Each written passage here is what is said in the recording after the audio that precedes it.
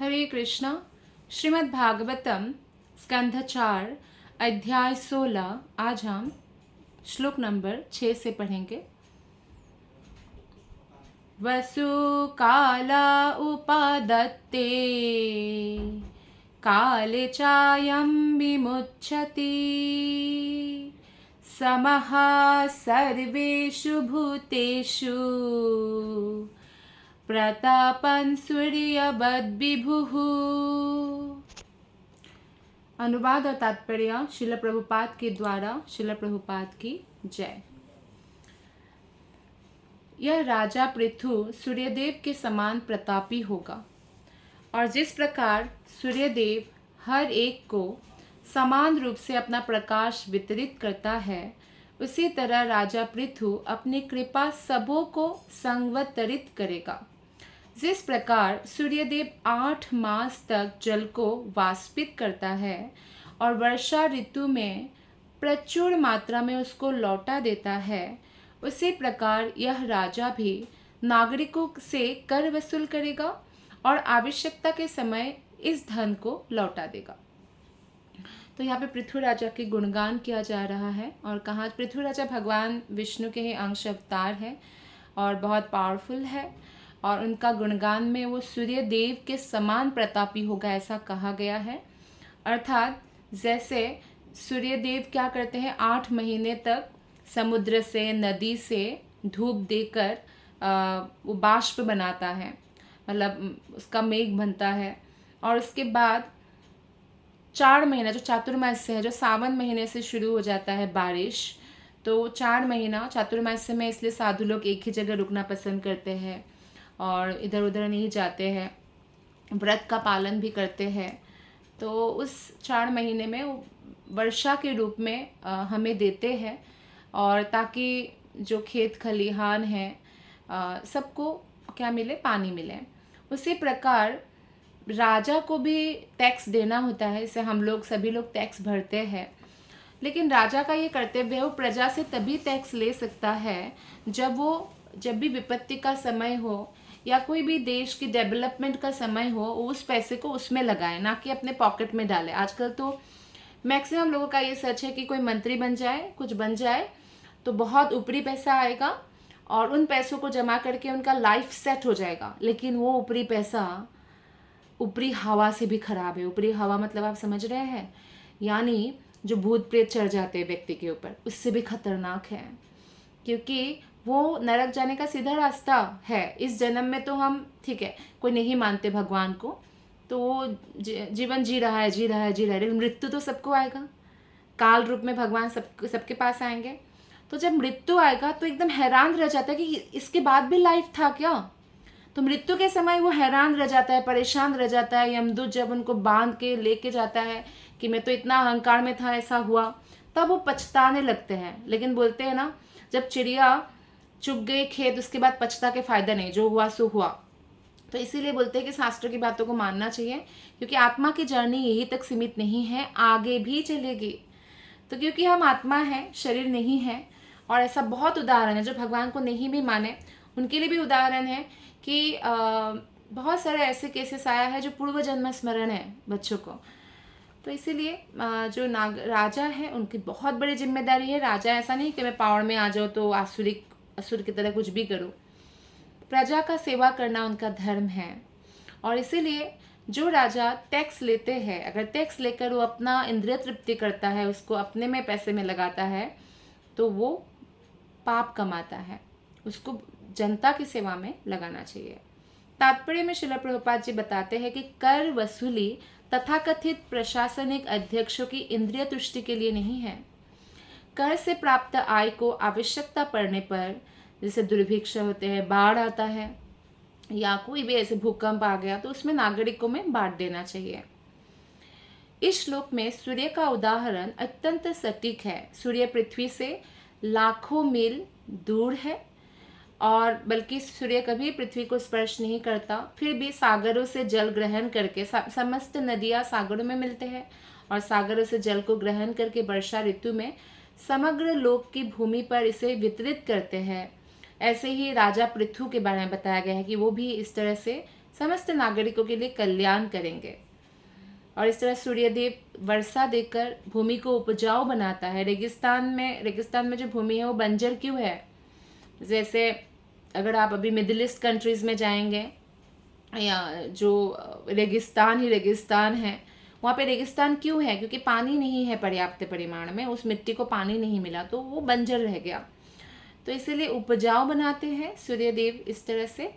और एक आदर्श राजा के रूप में राजा पृथु राज्य के गांव गांव में सूर्य के समान ही निपुणता से यह कार्य करेगा। श्लोक नंबर 7।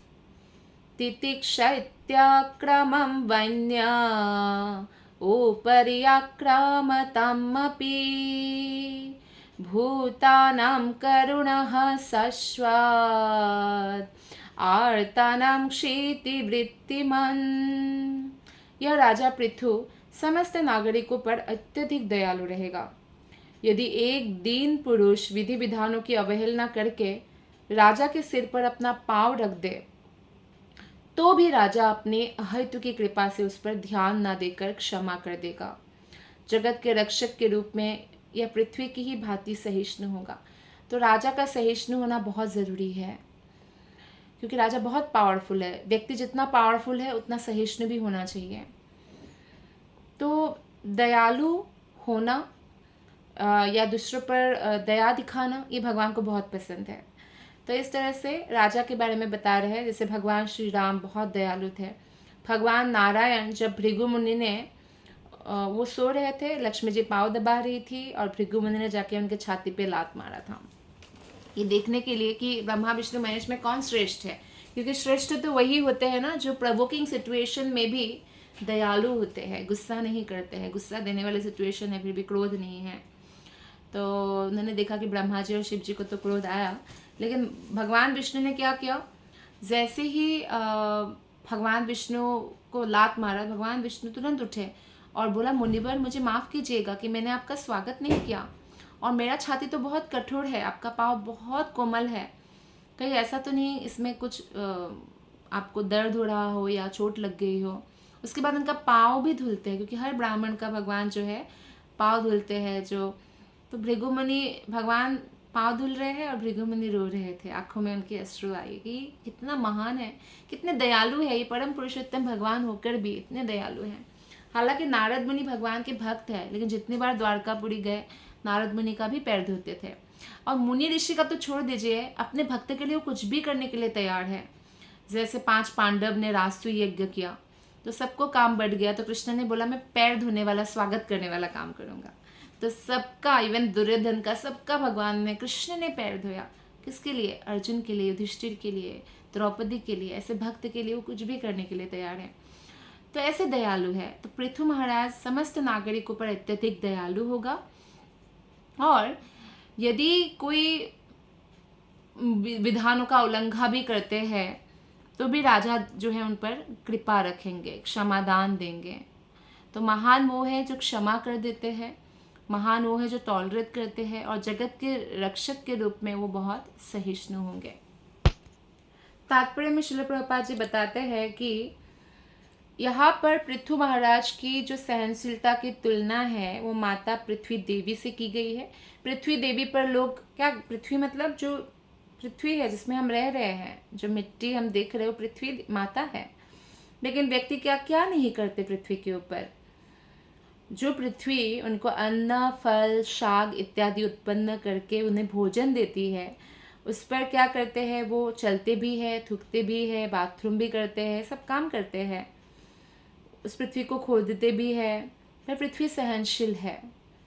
तो आदर्श राजा के रूप में महाराज पृथ्वी की तुलना इसलिए पृथ्वी से की गई है क्योंकि भले ही कुछ नागरिक राज्य के विधि विधानों का उल्लंघन करेंगे, हाँ उनको दंडित करते हैं राजा, लेकिन उनको अन्न, फल आदि देंगे। जैसे भगवान के भी विरुद्ध बहुत आसुरिक व्यक्ति है, नहीं मानते, नास्तिक है, लेकिन भगवान फिर भी उनका पालन पोषण करते हैं। माता के अगर 2 पुत्र है, एक बहुत अच्छा है, ओबीडियंट है, और दूसरा बहुत उच्छृंखलकारी है, फिर भी माता दोनों को ही भोजन देती है, जैसे पृथ्वी भोजन देती है सबको। तो ऐसे ही महाराज पृथु सबके लिए सहिष्णु बनकर अन्न तथा फल से उनका पालन करेंगे और दूसरे शब्द में अपनी सुविधाओं की परवाह ना करके कि मुझे क्या सुविधा मिल रहा है नहीं मिल रहा है, वो नागरिकों की सुविधाओं का ध्यान रखेंगे। यही राजा का कर्तव्य है। श्लोक नंबर 8। देवे वर्षत्यसो देवो नारदेवा वपुर्हरिः कृच्छ्री प्राणः प्रजायेषा रक्षिष्यत यंजसेन्द्रवत्। जब वर्षा नहीं होगी और जल के अभाव से नागरिक महान संकट में होंगे, तो ये राजवेशधारी भगवान स्वर्ग के राजा इंद्र के समान जल की पूर्ति करेगा। इस प्रकार अनावृष्टि सूखे से वो नागरिकों की रक्षा कर सकेगा।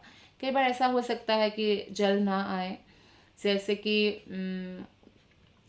राजा दशरथ की एक पुत्री थी, राम लक्ष्मण भरत शत्रुघ्न की एक बहन थी शांता।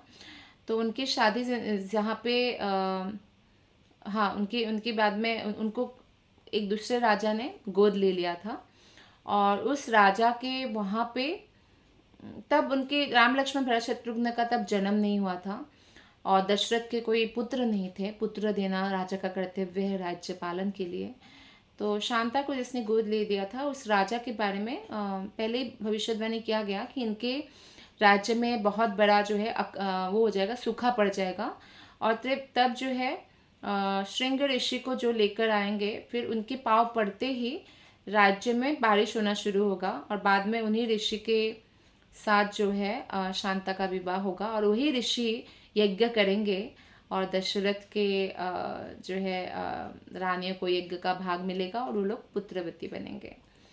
तो यानी जब ऐसा सूखा पड़ते हैं तो राजा घोषणा कर देते हैं कि कौन ऋषि को लेके आएंगे। पर वो जो ऋषि थे, उनका जन्म किसी माता से नहीं हुआ था। उन्होंने कभी, क्योंकि ये भी घोषणा किया था कि ऐसा कोई होना चाहिए जो कभी स्त्री का मुख ही ना देखे। तो सब लोग सोच रहे स्त्री का मुख, माता का मुख तो सभी देखेंगे, माता भी तो स्त्री है, लेकिन उनका जन्म माता से नहीं हुआ था। उनके जो पिता थे बहुत कठोर तपस्या कर रहे थे, देखकर इंद्र बहुत भयभीत हुए। तो इंद्र को पता चला कि हम मेरे अप्सराओं के नृत्य से उनको कुछ फर्क नहीं पड़ेगा। बहुत तीव्र जो है दृढ़ प्रतिज्ञा ऋषि है। तो उन्होंने ब्रह्मा जी से प्रार्थना किया कि हे ब्रह्मा जी, आपके लोक के अप्सरा जो परम ब्रह्म ज्ञानी भी है, बहुत ज्ञानी है, उनको भेजिए, उनकी तपस्या मुझे हेल्प कीजिए, कृपा कीजिए। तो ब्रह्मा जी अप्सरा भेजते हैं, और अप्सरा बहुत सुंदर वेद स्तुति गाते हैं। ये देखकर ऋषि का आंखें खुलती है। तो ऋषि कहते हैं कि तुम क्या चाहते हो मुझसे। तो अप्सरा, आई थिंक उनका नाम हंसा था, तो वो बोलते हैं कि मैं आपसे पुत्र चाहती हूँ। तो फिर ऋषि ने अपना, वो तो बहुत पावरफुल है, वो अपना शक्ति दिया उनको हाथ में, और बोला कि लो अपने गर्भ में धारण करो और पुत्र प्राप्त करो, बहुत तेजस्वी पुत्र होगा। तो अप्सरा कोई पृथ्वी लोक में बच्चा पैदा करने नहीं आते हैं, ना ही उनको पालने आती है। वो तो उच्च लोक की है, ब्रह्मा जी के लोक की है, सबसे ऊपर है वो लोग भौतिक संसार में। तो उन्होंने एक हिरनी, तो उनके गर्भ में स्थापित कर दिया। उस हिरनी ने समय आने पर एक दिव्य बालक को जन्म दिया, इसलिए उस बालक के सिंह भी था। तो वो ऋषि को लाने के लिए राजा ने घोषणा किया कि जो भी उस ऋषि को लेके आएंगे मैं उसको बहुत पुरस्कृत करूंगा। कोई जाने के लिए तैयार नहीं थे, लेकिन कुछ वेश्याएं थी, वो तैयार हो गई, और वो लोग पुरुष के रूप धारण करके गए। फिर ऋषि से दोस्ती किया, और फिर जो है ऋषि को ऐसा हो गया कि ये तो अद्भुत, वो लोग भी ऋषि मुनि का रूप धारण करके गए थे। तो ऋषि ने सोचा मैं ऐसे मित्रों से तो कभी नहीं मिली, इनसे मिलके बहुत अच्छा लगा। तो उन्होंने उनको बुलाया कि आइए आप हमारे साथ चलिए, नहीं तो हम जा रहे हैं। तो ऋषि को भी बहुत हुआ कि नहीं, ये लोग मुझे छोड़ के जाएंगे। उनको नहीं पता था वो स्त्री है पुरुष, उनको स्त्री पुरुष का कोई ज्ञान नहीं, क्योंकि उन्होंने कभी स्त्री नहीं देखा। फिर वो गए, और उनका पैर पड़ते ही राज्य में बारिश हुआ। राज्य में बारिश होना बहुत ज़रूरी है। अगर किसान लोग ना हो तो हम क्या खाएंगे? अगर बारिश ना हो तो किसान लोग फिर कैसे करेंगे? तो इस तरह से, या बारिश बहुत ज़्यादा हो तो फसल खराब हो जाएगी। तो यही बताया कि सूखे से पृथु महाराज नागरिकों की रक्षा करेगा। तो इसमें सूर्यदेव से भी तुलना किया गया। हम देखते हैं कि यहाँ पे इंद्रदेव से भी तुलना किया गया। ये तुलना अत्यंत उपयुक्त है, ऐसा प्रभुपाद जी बता रहे हैं। स्वर्गलोक के राजा इंद्र पर पृथ्वी तथा अन्य लोकों में जल वितरित करने का भार है। वर्षा करने का भार किस पर है? इंद्रदेव पर, और समुद्र का जो देवता है वो है वरुण देव, पानी का। तो यहाँ यह इंगित है कि इंद्र द्वारा अपना कार्य ठीक से ना किए जाने पर राजा पृथु स्वयं वर्षा जल का वितरण कर सकेंगे, क्योंकि वो इतना पावरफुल है, वो स्वयं भगवान नारायण के अंश अवतार है। तो कभी कभी स्वर्ग के राजा इंद्र पृथ्वी पर बहुत क्रोधित होते हैं, जैसे कि ब्रजवासियों पर भी क्रोधित हुए थे कि तुम लोगों ने मेरी पूजा बंद करके कृष्ण की बात सुनकर गोवर्धन पूजा शुरू किया। तब शामन तक बादल से वर्षा किया था, क्योंकि ब्रजवासियों ने उनकी यज्ञ नहीं किया। लेकिन पृथु जो है वो भगवान के अवतार है, और इसीलिए वो इंद्र की कृपा पर निर्भर नहीं रहते हैं। तो यहाँ पर भविष्यवाणी की गई है कि यदि वर्षा का अभाव हुआ तो राजा पृथु अपनी दैवी शक्ति से इस अभाव को दूर कर देंगे। ऐसी शक्ति का प्रदर्शन वृंदावन में वास करते समय भगवान कृष्ण द्वारा किया गया था, क्योंकि स्वयं भगवान है। कितने भी बारिश किया, गोवर्धन पर्वत को एक छाता की तरह धारण कर एक उंगली पे, वो भी लेफ्ट हैंड, हमारा लेफ्ट हैंड राइट हैंड से थोड़ा वीक होता है, और उसमें सबसे छोटी उंगली में धारण किया, जो भी वीक उंगली होती है, जितने 5 उंगली में आप देखिए सबसे वीक छोटी वाली होती है, तो उसमें धारण किया। भगवान ने दिखाया कि भगवत्ता को, और इस तरह से रक्षा किया, इसलिए भगवान का नाम है गोवर्धन धारी। श्लोक नंबर 9। आप्याययत्यसो लोकं वदनामृतमूर्तिना सानुरागावलोकेन विशदं दस्मितचारुणा। यह राजा पृथु महाराज अपनी प्यारी चितवन तथा अपने चंद्रमा सदृश मुखमंडल से, जो नागरिकों के लिए अत्यधिक प्यार से सदैव हंसता रहता है, सबों के शांत जीवन में और वृद्धि करेगा। तो राजा अगर प्रसन्न है तो प्रजा भी खुश होंगे, प्रसन्न होंगे, तो राजा हमेशा मुस्कुराते रहेंगे, और इस तरह से जो है प्रजाओं को बहुत प्रसन्नता होगी, और प्रजा को एक शांत जीवन मिलेगा। ऑब्वियसली भगवान के अवतार है तो पृथु महाराज अत्यंत सुंदर है।